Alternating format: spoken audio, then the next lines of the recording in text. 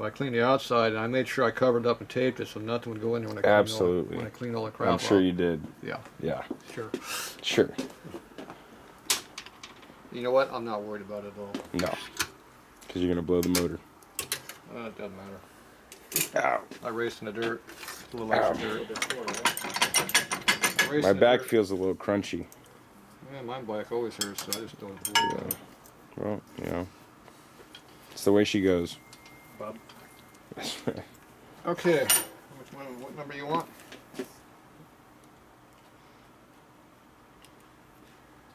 $10.15. So if you have 850 where you start at, it goes down to one inch bait. You got 850 clearance. So that we, yeah. So you got 800 lift out of this spring. We clear. It's only good for 550. We clear. So it's 800 clearance for this spring.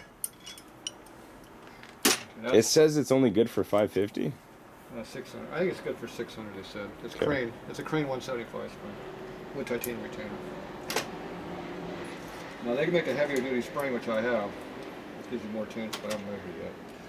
Okay, so this is my spring. This is a kibble spring. So put this where you can measure it. So you got to put the two flats and get to it. Okay, so this one goes all the way down. This one they're claiming it's only 550 lift or something, or 650 lift. I mean. Okay, what's that one at? This one goes to 60, 170. Yeah. So that's 60 thou more than the other one. So that spring has more coil bind potential, more lift potential than this one. But it's a shorter spring. Doesn't matter, it stalls at the same 1.860. So this one here went down to 70. So if you start at 850, you only got like 790 coil bind. You need at least 30 save. About that much. Not really, it's too much. Yeah, I was about to say. About that much. That's about where I pack my race bike springs in at. Then I turn them 8,000, leave them there. And I've been doing that for 30 years. Only recently I've decided that was the thing to do. Okay, now this big ass heavy spring, you think it's going to be more clearance? With the thicker springs? Yeah. Probably not. Probably less. Yeah.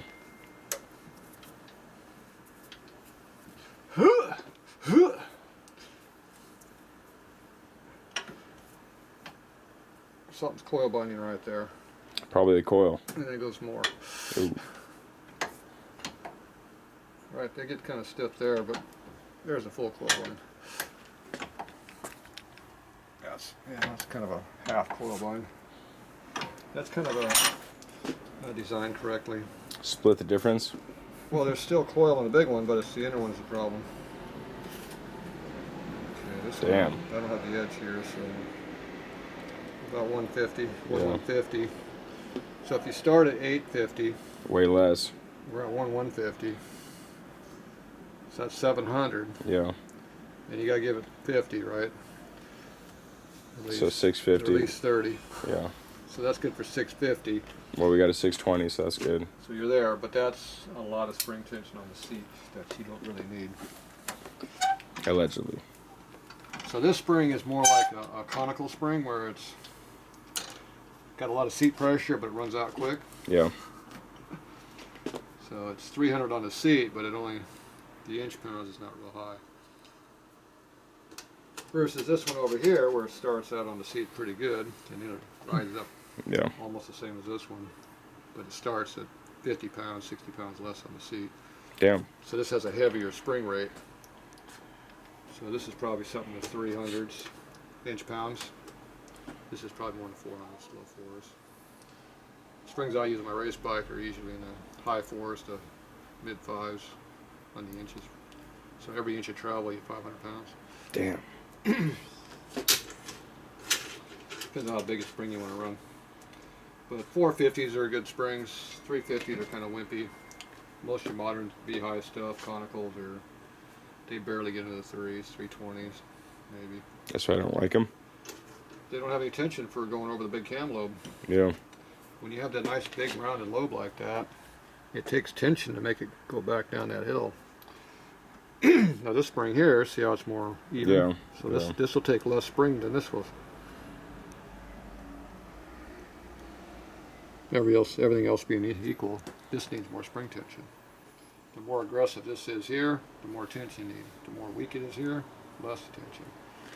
And the one I took out was this piece of crap, which is SS 561, which actually sounds like a pretty good cam, but it's a wimpy. But it's not. But Yeah. it didn't run on this bike. But you can see how the different lobes are. So this was a 250s duration. Damn. 561 lift, 260s duration. This is 270s duration with 608 lift.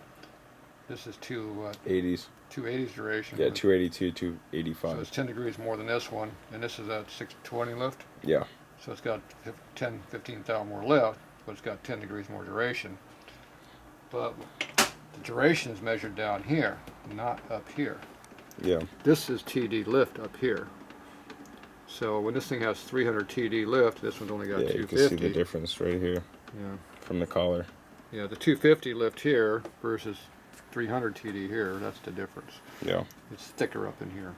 It's like 280 TD. So you gotta look at your TD lift. Now automotive cams, they have a 200 to 300 thou lift duration. That's how they do. They don't know about TD lift.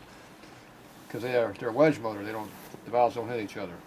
On a Hemi motor, they hit each other. You need to know that TD number. So they just call it different stuff. But so this cam here, I don't like it. Yeah. That's for sale with lifters. $50. No. Oh. Look at the wear on that lifter. Barely got a mark. Brand new. Barely got marks on them things. Alright, so these are limit length. Probably adequate for if I wasn't riding it. This one here is plenty adequate for pretty much either one of us.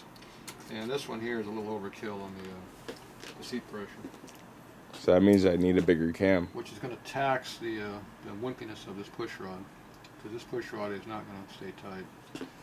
So what about semi-hydraulic? Versus my other push rod. Where'd it go? What about semi-hydraulic with solid push rods? Push rod's the problem. See, this one has a pincher. See, it has a lot better nut. Yeah. It pulls down tight, I guess. It'll stay tighter.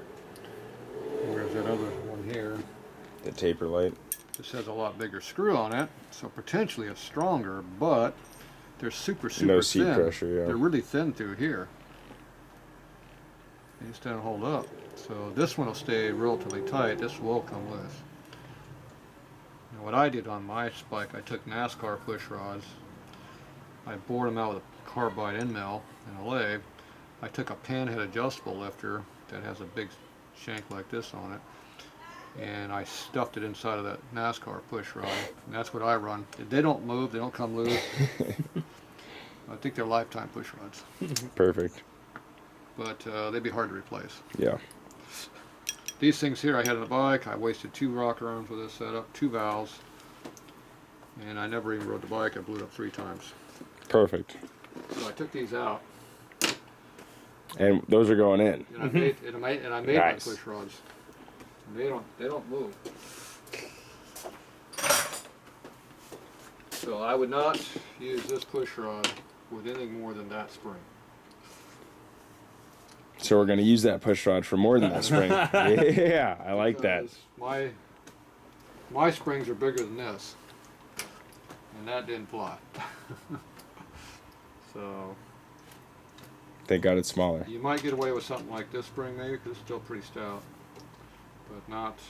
I don't think it's going to work for that one. I think it's going to loosen up before you get out the curve out there. That'd be my guess.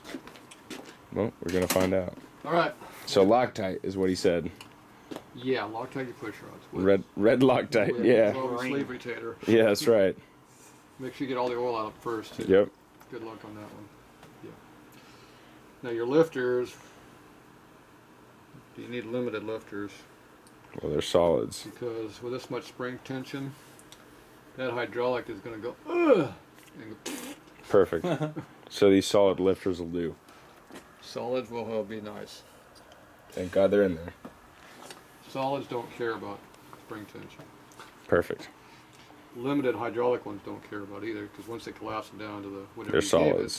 it, whatever 20, 30 thou of lift you gave it, that's Yeah. how much you lose.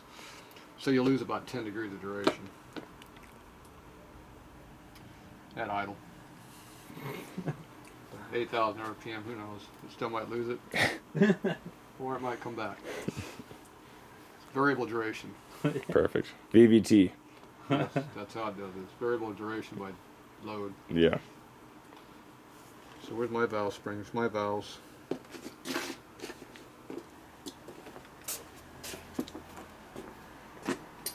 I got wimpy valves.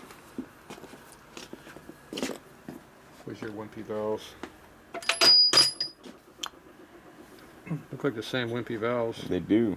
except yours is bigger. 20, 30 thou bigger.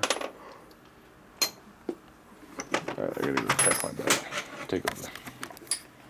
Oh, but I make up for an exhaust valve. See, it's an Evo, not a twin cam valve. That's the difference between an Evo and a twin cam. 80 inch versus 90 inch. Smaller valve, big motor. Yeah. Sure. All right, that's it for now. Move the lid.